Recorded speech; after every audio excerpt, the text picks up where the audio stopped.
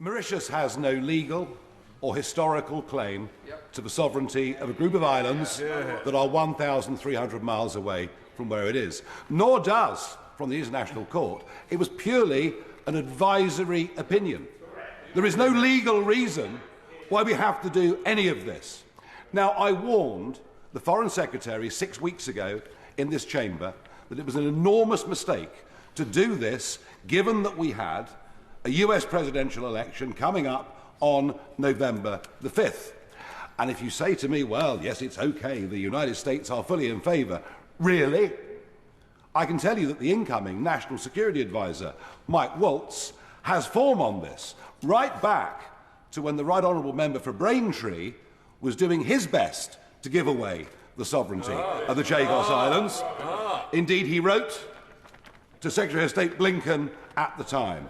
There is, I can assure you, having been in America last week, knowing also the incoming Defence Secretary very well, there is outright hostility to this deal. Whatever is said about a lease agreement, as we saw with Hong Kong, these agreements can very, very easily be broken. Diego Garcia was described to me by a senior Trump advisor as the most important island on the planet as far as America was concerned. So you're going to find outright hostility. And by the way, when it comes to the Chagosian people, yes, of course, what happened to them was truly awful.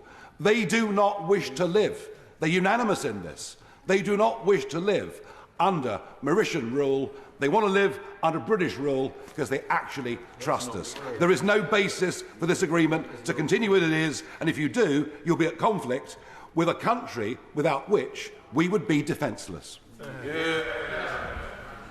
Well, thank you, Mr. Speaker. I'm afraid, obviously, I fundamentally disagree with what the honourable gentleman has had to say. Let me be absolutely clear. This government inherited a situation where the long-term secure operation of this crucial military base, he is right on that one point, was under threat.